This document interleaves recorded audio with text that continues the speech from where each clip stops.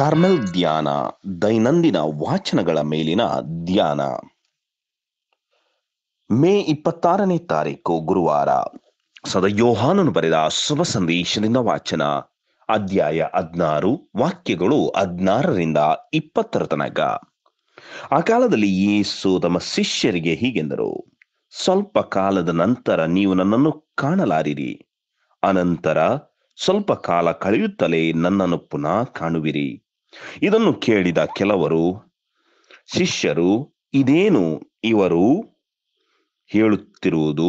ಸ್ವಲ್ಪ ಕಾಲದ ನಂತರ ನೀವು ನನ್ನನ್ನು ಕಾಣಲಾರಿರಿ, ಅನಂತರ ಸ್ವಲ್ಪ ತುಸು ಕಾಲದ ನಂತರ ಕಳೆಯುತ್ತಲೇ ನೀವು ನನ್ನನ್ನು ಪುನಃ ಕಾಣುವಿರಿ ಮತ್ತು ಪಿತನಲ್ಲಿಗೆ ನಾನು ಹೋಗುತ್ತೇನೆ ಎನ್ನುತ್ತಾರಲ್ಲ.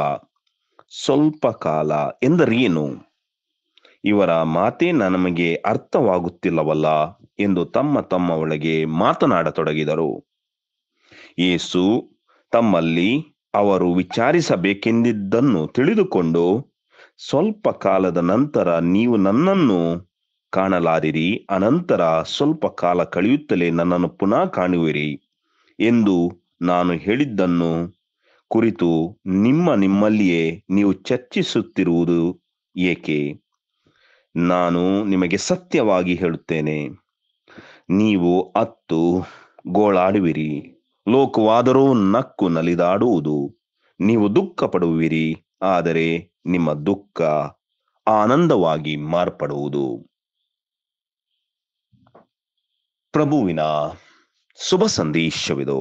ಕ್ರಿಸ್ತರೇ ನಿಮಗೆ ಸ್ತುತಿಯಾಗಲಿ.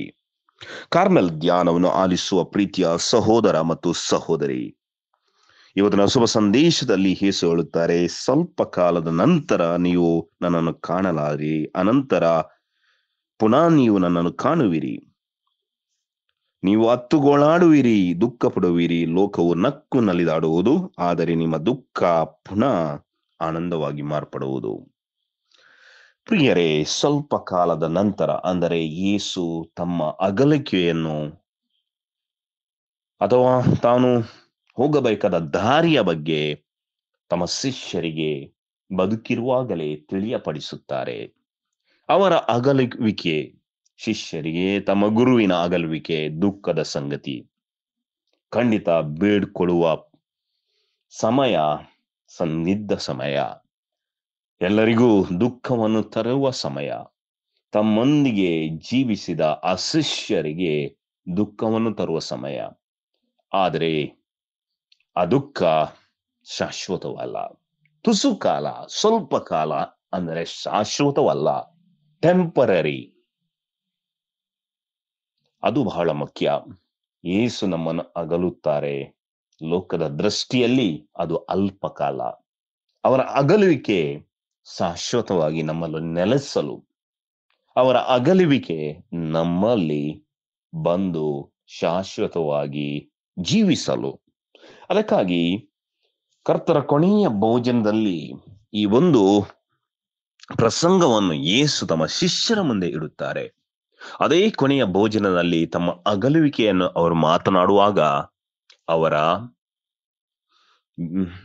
ಶಾಶ್ವತ ಪ್ರಸನ್ನತೆಯ ಬಗ್ಗೆಯೂ ಮಾತನಾಡುತ್ತಾರೆ. ಯೇಸು ನಮ್ಮೊಂದಿಗೆ ಶಾಶ್ವತವಾಗಿ ಜೀವಿಸುತ್ತಾರೆ. ಹೇಗೆ? ಬಲಿ ಪೂಜೆಯ ಮೂಲಕ, ಪರಮ ಪ್ರಸಾದದ ರೊಟ್ಟಿಯ ಮೂಲಕ. ತುಸು ಕಾಲ ಎಂಬುದು ಅಲ್ಪ ಕಾಲ ಮರೆಯಾಗುವುದು, ಆದರೆ ಪರಮ ಪ್ರಸಾದದಲ್ಲಿ ಶಾಶ್ವತವಾಗಿ ಅವರು ಹಿಂತಿರುಗಿ ನಮ್ಮೊಡನೆ ಬಂದು ನೆಲೆಸುತ್ತಾರೆ. ನಮ್ಮ ದುಃಖ ತುಸು ಕಾಲ, ಆನಂದ ದೀರ್ಘಕಾಲ. ನಾನು ಮತ್ತು ಪಿತ ದೇವರು ಯಾರು ನನ್ನ ಪ್ರೀತಿಸುತ್ತಾರೆ ಅವರಲ್ಲಿ ನಾವು ಬಂದು ನೆಲೆಸುತ್ತೇವೆ ಎಂಬ ವಾಗ್ದಾನವನ್ನು ಆ ಬಲಿಪೂಜೆಯಲ್ಲಿ ಅವರು ಮಾಡುತ್ತಾರೆ. ಕಳೆದ 20 ಶತಮಾನಗಳಿಂದ ಧರ್ಮಸಭೆಯಲ್ಲಿ ಅವರ ಅವಿರತ ಪ್ರಸನ್ನತೆ ಈ ಪರಮ ಪ್ರಸಾದದಲ್ಲಿ ನಾವೆಲ್ಲರೂ ಅನುಭವಿಸುತ್ತೇವೆ. ನಾವು ಪಾಪಿಗಳಾಗ್ಲಿ ಅಥವಾ ದುಷ್ಟರಾಗ್ಲಿ ದುರ್ಬಲರಾಗ್ಲಿ, ಅದೇ ಯೇಸು ನಮ್ಮ ಹೃದಯಕ್ಕೆ ಬರುತ್ತಾರೆ, ನಮ್ಮೊಂದಿಗೆ ಜೀವಿಸುತ್ತಾರೆ. ಎರಡನೇದಾಗಿ ಅವರ ಶಾಶ್ವತ ಪ್ರಸನ್ನತೆ ಪವಿತ್ರಾತ್ಮರ ಮೂಲಕ. ಈ ಪವಿತ್ರ ಆತ್ಮ, ಪೋಷಕ ಆತ್ಮರ ವಾಗ್ದಾನವನ್ನು ಯೇಸು ನಮ್ಮೊಡನೆ ಹಂಚಿಕೊಳ್ಳುತ್ತಾರೆ ಕರ್ತರ ಕೊನೆಯ ಭೋಜನದಲ್ಲಿ. ಕರ್ತರ ಕೊನೆಯ ಭೋಜನದಲ್ಲಿ ಅವರು ಮಾಡುವ ವಾಗ್ದಾನ, ನಾನು ನಿಮಗೆ ಅನಾಥರಾಗಿ ಬಿಟ್ಟು ಹೋಗುವುದಿಲ್ಲ, ನಿಮಗೆ ಪೋಷಕ ಆತ್ಮನನ್ನು ನೀಡುತ್ತಾನೆ, ಅವರು ನಿಮ್ಮೊಂದಿಗೆ ಸದಾ ಜೀವಿಸುತ್ತಾರೆ, ನಿಮ್ಮೊಡನೆ ಇರುತ್ತಾರೆ, ನಿಮ್ಮನ್ನು ಹುರಿದುಂಬಿಸುತ್ತಾರೆ, ಉತ್ತೇಜಿಸುತ್ತಾರೆ, ಪ್ರೋತ್ಸಾಹಿಸುತ್ತಾರೆ, ನಿಮ್ಮೊಂದಿಗೆ ನಿಮ್ಮ ಚೈತನ್ಯವನ್ನು ಬಲಪಡಿಸುತ್ತಾರೆ. ಆ ಪಾವನಾತ್ಮರು ನಿಮ್ಮೊಡನೆ ಇರುತ್ತಾರೆ. ಖಂಡಿತ ಕಳೆದ 20 ಶತಮಾನಗಳಲ್ಲಿ ಪವಿತ್ರ ಸಭೆಯಲ್ಲಿ ವಿವಿಧ ಉದ್ದೇಶಗಳ ಅಥವಾ ಕ್ಯಾರಿಸಮ್ ಅಂತ ಹೇಳ್ತೇವೆ, ಪವಿತ್ರ ಆತ್ಮರ ಪ್ರೇರಣೆಯಿಂದ ಅನೇಕ ಪುರುಷರು, ಮಹಿಳೆಯರು ಆ ಪ್ರಭಾವಕ್ಕೆ ಒಳಗಾಗಿ ಹೊಸ ಹೊಸ ರೀತಿಯಲ್ಲಿ ಕ್ರೈಸ್ತ ಜೀವನವನ್ನು ನಡೆಸಲು ಪ್ರಾರಂಭಿಸಿದ್ದಾರೆ. ಅಂದರೆ ಹೊಸ ಹೊಸ ಕ್ಯಾರಿಸಮ್, ಅಂದರೆ ಉದ್ದೇಶಗಳಿಂದ, ಹೊಸ ಹೊಸ ಗುರಿಗಳಿಂದ ಅದೇ ಯೇಸುವಿನ ಶುಭ ಸಂದೇಶವನ್ನು ಪ್ರಸಾರ ಮಾಡುತ್ತಿದ್ದಾರೆ. ಇದಕ್ಕೆಲ್ಲ ಕಾರಣಕರ್ತರು, ಕಾರಣಭೂತರು ಪವಿತ್ರ ಆತ್ಮರು ಮತ್ತು ಪೋಷಕ ಆತ್ಮರಾಗಿದ್ದಾರೆ. ಇವರ ಪ್ರೇರಣೆ, ಇವರ ವಿಶೇಷವಾಗಿ ಇವರ ಅನಾಯಿಂಟಿಂಗ್, ಅಭ್ಯಂಗ್ಯತೆ ಇವತ್ತು ಕೂಡ ನಮ್ಮಲ್ಲಿ ಇದೆ. ಇವತ್ತು ಕೂಡ ಅನೇಕರು ಕರಿಸ್ಮೆಟಿಕ್ ನಂತಹ ಪ್ರಾರ್ಥನಾ ಕೂಟಗಳಲ್ಲಿ ಇವರ ಒಂದು ಆ ಅನಾಯಿಂಟಿಂಗ್ಗೆ ಒಳಗಾಗಿ ಇವತ್ತು ಕೂಡ ದೇವರ ಕಾರ್ಯವನ್ನು ಮಾಡ್ತಾ ಇದ್ದಾರೆ. ಇದಕ್ಕೆ ಯೇಸು ನಮ್ಮೊಂದಿಗೆ ಜೀವಿಸುತ್ತಾರೆ ಎಂಬುದಕ್ಕೆ ಒಂದು ಬಹಳ ಒಳ್ಳೆಯ ಉದಾಹರಣೆ. ಅವರು ತುಸು ಕಾಲ ನಮ್ಮೊಂದಿಗಿಲ್ಲ, ಇದು ಕೇವಲ ತಾತ್ಕಾಲಿಕ, ಇದು ಶಾಶ್ವತವಲ್ಲ. ಈ ತುಸು ಕಾಲ ಕಳೆದು ಹೋಗುತ್ತದೆ ಬೇಗನೆ, ಆದರೆ ಸಂತೋಷ ಉಕ್ಕಿ ಹರಿಯುತ್ತದೆ, ಪುನಃ ಬರುತ್ತದೆ. ನಾವೆಲ್ಲರೂ ಪುನಃ ಯೇಸುವಿನಲ್ಲಿ ಶಾಶ್ವತವಾಗಿ ಜೀವಿಸುತ್ತೇವೆ. ಅವರು ಆಧ್ಯಾತ್ಮಿಕವಾಗಿ ನಮ್ಮೊಡನೆ ಯಾವತ್ತೂ ಜೀವಿಸುತ್ತಾರೆ ಮತ್ತು ಪೂರ್ಣವಾಗಿ ನಮ್ಮ ಸಾವಿನೊಂದಿಗೆ ಅವರಲ್ಲಿ ನಾವು ಜೀವಿಸುತ್ತೇವೆ. ಈ ಭರವಸೆಯನ್ನು ನಾವು ಕಳೆದುಕೊಳ್ಳುವುದು ಬೇಡ. ತುಸು ಕಾಲ ಈ ಭೂಲೋಕದಲ್ಲಿ ತಾತ್ಕಾಲಿಕ, ಅದು ಮರೆಯಾಗುತ್ತದೆ. ನಮ್ಮ ಸಮಸ್ಯೆಗಳು, ನಮ್ಮ ಕಷ್ಟಗಳು, ನಮ್ಮ ನೋವುಗಳು, ನಮ್ಮ ದುರ್ಬಲತೆಗಳು ಇವೆಲ್ಲವೂ ತುಸು ಕಾಲ. ಈ ಪ್ರಾಪಂಚಿಕವಾದದ್ದು ಎಲ್ಲವೂ ತುಸು ಕಾಲ, ಅದು ಶಾಶ್ವತವಲ್ಲ. ಆದರೆ ಶಾಶ್ವತ ಎಂಬುವರು ಕ್ರಿಸ್ತರು. ಅವರನ್ನು ನಾವು ಒಂದು ದಿವಸ ಭೇಟಿಯಾಗುತ್ತೇವೆ, ಅವರೊಂದಿಗೆ ಶಾಶ್ವತವಾಗಿ ಜೀವಿಸುತ್ತೇವೆ. ಈ ಭರವಸೆ ನಮ್ಮಲ್ಲಿ ಸದಾ ಇರಿಸಿಕೊಳ್ಳೋಣ. ಆ ಭರವಸೆಯಲ್ಲಿ ನಾವು ಮುನ್ನಡೆಯೋಣ. ಆಮೇನ್. ಪ್ರಿಯರೇ, ಕಾರ್ಮೆಲ್ ಧ್ಯಾನ, ದೈನಂದಿನ ವಾಚನಗಳ ಮೇಲಿನ ಧ್ಯಾನ, ಇದು ಕಾರ್ಮೆಲ್ ಗುರುಗಳ ಕೊಡುಗೆಯಾಗಿದೆ. ಇಂದಿನ ಈ ಧ್ಯಾನ ನೀವು ನೀಡಿದ್ದಾರೆ 1ನೇ ಸ್ವಾಮಿ ವಿಜಯ ಡಿ ಕಾಸ್ಟ. ದೇವರು ನಿಮ್ಮನ್ನು ಸದಾ ಹರಸಲಿ. ವಂದನೆಗಳು. ಆಮೇನ್. ಪವಿತ್ರ ಬಾಲ ಯೇಸುವಿಗೆ ನವೇನಾ ಪ್ರಾರ್ಥನಾ ವಿಧಿ. ಮಕ್ಕಳೊಂದಿಗೆ ಸದಾ ಜೀವಿಸುವುದೇ ನನ್ನ ಸಂತೋಷ ಎನ್ನುತ್ತಾರೆ ಯೇಸು. ಮಕ್ಕಳನ್ನು ತಡೆಯದಿರಿ, ಅವು ನನ್ನೆಡೆಗೆ ಬರಲಿ. ಅವರು ಸ್ವರ್ಗದ ಹಕ್ಕುದಾರರಾಗಿದ್ದಾರೆ. ಯಾವ ಮಾನವನು ಈ ಚಿಕ್ಕ ಮಕ್ಕಳಂತೆ ಜೀವಿಸನೋ ಅವನು ನನ್ನ ರಾಜ್ಯವನ್ನು ಪ್ರವೇಶಿಸಲಾರ. ಪವಿತ್ರ ಬೈಬಲ್ನಲ್ಲಿನ ಯೇಸು ಪ್ರಭುವಿನ ವಾಕ್ಯಗಳು ಇವು. ಬಾಲ ಯೇಸುವು ಮಕ್ಕಳಿಂದಿಡಿದು ಸರ್ವರಲ್ಲಿಯೂ ಒಗ್ಗೂಡಿ ಪ್ರತಿಯೊಬ್ಬನ ಆಗು ಹೋಗು ಅಪೇಕ್ಷೆಗಳಲ್ಲಿ, ಕಷ್ಟ ಸಂಕಷ್ಟ, ರೋಗ ರುಜಿನಗಳಲ್ಲಿ ತನ್ನ ಕೃಪಾಳು ಕೊಡುಗೆಗಳನ್ನು ನೀಡಿರುವರು. ಪರಿಶುದ್ಧ ಸೃಷ್ಟಿಯಾದ ಮುಗ್ಧ ಬಾಲಕನ ರೂಪದಲ್ಲಿ ಜನಿಸಿ ಜಗತ್ತಿಗೆ ಬಂದ ಯೇಸು ಮಾನವನಿಗೆ ಹೇಳುತ್ತಾರೆ, ನನ್ನನ್ನು ಎಷ್ಟು ನೀನು ಗೌರವಿಸುತ್ತೀಯೋ ಅದಕ್ಕೂ ಮಿಗಿಲಾಗಿ ನಾನು ನಿನ್ನನ್ನು ಆಶೀರ್ವದಿಸುವೆನು. ಸ್ವ ಅರ್ಪಣೆ. ಪ್ರಿಯ ಬಾಲ ಯೇಸುವೆ, ನಾನು ನಿಮ್ಮನ್ನು ಆರಾಧಿಸುತ್ತೇನೆ. ನನ್ನ ಮೇಲಿನ ಪ್ರೀತಿಯ ಸಲುವಾಗಿ ಒಂದು ಮಗುವಾಗಿ ಜನಿಸಿದಿರಿ. ನಿಮ್ಮನ್ನು ಸ್ತುತಿಸುತ್ತೇನೆ. ನಿಮ್ಮ ಪವಿತ್ರ ರಹಸ್ಯಗಳನ್ನು ಸನ್ಮಾನಿಸುತ್ತೇನೆ. ನಿಮ್ಮ ಪ್ರೀತಿಗೆ ಬದಲಾಗಿ ನಾನು ನನ್ನನ್ನೇ ಸಂಪೂರ್ಣವಾಗಿ ನಿಮಗೆ ಅರ್ಪಿಸುತ್ತೇನೆ. ನಿಮ್ಮ ಪವಿತ್ರ ಬಾಲ್ಯದ ಸದ್ಗುಣಗಳನ್ನು ನನಗೂ ದಯಪಾಲಿಸಬೇಕೆಂದು ವಿನಂತಿಸುತ್ತೇನೆ. ಪ್ರಿಯ ಯೇಸುವೆ, ದೀನತೆಯೆಂಬ ನಿಮ್ಮ ದ್ರವ್ಯವನ್ನು, ಪ್ರೀತಿಯೆಂಬ ಮಾಧುರ್ಯವನ್ನು ನನಗೆ ದಯಪಾಲಿಸಿರಿ. ನಿಮ್ಮ ವಿನಯ ಹಾಗೂ ಸರಳ ಸ್ವಭಾವವನ್ನು ನಾನು ಅನುಕರಿಸುವಂತೆ ಮಾಡಿರಿ. ನಿಮ್ಮನ್ನು ಪ್ರೀತಿಯಿಂದ ಅನುಕರಿಸಿ ನಿಮ್ಮ ಮಹೋನ್ನತ ಸನ್ನಿಧಿಯನ್ನು ಸೇರುವಂತೆ ಮಾಡಿರಿ. ಆಮೆನ್. ಪ್ರಾರಂಭದ ಪ್ರಾರ್ಥನೆ.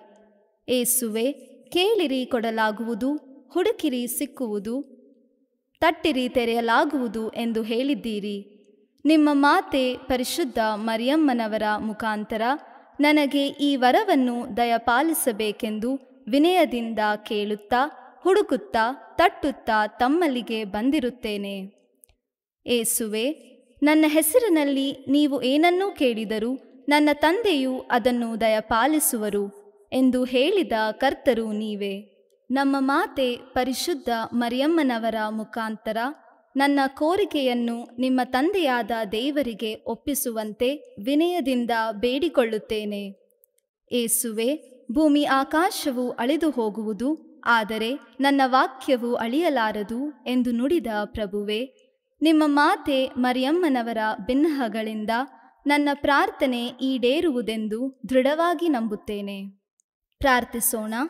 ಓ ಪವಿತ್ರ ಬಾಲ ಯೇಸುವೆ, ತಾವು ತಮ್ಮ ಕೈಯನ್ನು ಆಶೀರ್ವದಿಸಲು ಎತ್ತಿರುವಲ್ಲಿ ತಮ್ಮ ಆಶೀರ್ವಾದದ ಬಲವು ನಮ್ಮ ಶರೀರವನ್ನು ಆತ್ಮೀಯ ಶಕ್ತಿಯಿಂದ ಪುಷ್ಟೀಕರಿಸಲಿ. ಅಪಾರ ವಿಶ್ವಾಸವಿಟ್ಟು ತಮ್ಮಲ್ಲಿ ಬಂದಿರುವ ನಮ್ಮ ಪ್ರಾರ್ಥನೆಯನ್ನಾಲಿಸಿ ನಮ್ಮಲ್ಲಿ ತಮ್ಮ ಕರುಣಾಮಯ ಕೃಪಾವರಗಳನ್ನು ದಯಪಾಲಿಸಿರಿ. ಆಮೇನ್. ಸ್ವರ್ಗದಲ್ಲಿರುವ ನಮ್ಮ ತಂದೆಯೇ, ನಿಮ್ಮ ನಾಮ ಪೂಜಿತವಾಗಲಿ, ನಿಮ್ಮ ರಾಜ್ಯ ಬರಲಿ, ನಿಮ್ಮ ಚಿತ್ತ ಸ್ವರ್ಗದಲ್ಲಿ ನೆರವೇರುವ ಪ್ರಕಾರ ಭುವಿಯಲ್ಲಿಯೂ ನೆರವೇರಲಿ. ನಮ್ಮ ಅನುದಿನದ ಆಹಾರವನ್ನು ಇಂದು ನಮಗೆ ನೀಡಿರಿ. ನಮಗೆ ತಪ್ಪು ಮಾಡಿದವರನ್ನು ನಾವು ಕ್ಷಮಿಸುವ ಪ್ರಕಾರ ನಮ್ಮ ಪಾಪಗಳನ್ನು ಕ್ಷಮಿಸಿರಿ. ನಮ್ಮನ್ನು ಶೋಧನೆಗೆ ಒಳಪಡಿಸದೆ ಕೇಡಿನಿಂದ ನಮ್ಮನ್ನು ರಕ್ಷಿಸಿರಿ. ದೇವಪುತ್ರರು ಮನುಷ್ಯರಾದರು, ಅವರು ನಮ್ಮೊಡನೆ ಜೀವಿಸಿದರು. ನಮೋ ಮರಿಯ, ಕೃಪಾಪೂರ್ಣೆಯೇ, ಪ್ರಭು ನಿಮ್ಮೊಡನೆ ಇದ್ದಾರೆ. ಸ್ತ್ರೀಯರಲ್ಲಿ ನೀವು ಧನ್ಯರು, ಮತ್ತು ನಿಮ್ಮ ಉದರದ ಫಲವಾದ ಯೇಸುವೂ ಧನ್ಯರು. ಸಂತ ಮರಿಯ, ದೇವಮಾತೆಯೇ, ಪಾಪಿಗಳಾಗಿರುವ ನಮಗಾಗಿ ಈಗಲೂ ನಮ್ಮ ಮರಣದ ಸಮಯದಲ್ಲೂ ಪ್ರಾರ್ಥಿಸಿರಿ. ಆಮೇನ್. ದೇವಪುತ್ರರು ಮನುಷ್ಯರಾದರು, ಅವರು ನಮ್ಮೊಡನೆ ಜೀವಿಸಿದರು. ಪಿತನಿಗೂ ಸುತನಿಗೂ ಪವಿತ್ರಾತ್ಮರಿಗೂ ಮಹಿಮೆಯಾಗಲಿ, ಆದಿಯಲ್ಲಿದ್ದ ಹಾಗೆಯೇ ಈಗಲೂ ಯಾವಾಗಲೂ ಯುಗಯುಗಾಂತರಕ್ಕೂ. ಆಮೇನ್. ಅದ್ಭುತ ಶಾಲೆಯಾದ ಬಾಲ ಯೇಸುವೆ, ನಮ್ಮ ಪ್ರಾರ್ಥನೆಯನ್ನಾಲಿಸಿ ನಮ್ಮನ್ನು ಆಶೀರ್ವದಿಸಿರಿ. ಅದ್ಭುತ ಶಾಲೆಯಾದ ಬಾಲ ಯೇಸುವೆ, ನಮ್ಮ ಪ್ರಾರ್ಥನೆಯನ್ನಾಲಿಸಿ ನಮ್ಮನ್ನು ಆಶೀರ್ವದಿಸಿರಿ. ಅದ್ಭುತ ಶಾಲೆಯಾದ ಬಾಲ ಯೇಸುವೆ, ನಮ್ಮ ಪ್ರಾರ್ಥನೆಯನ್ನಾಲಿಸಿ ನಮ್ಮನ್ನು ಆಶೀರ್ವದಿಸಿರಿ.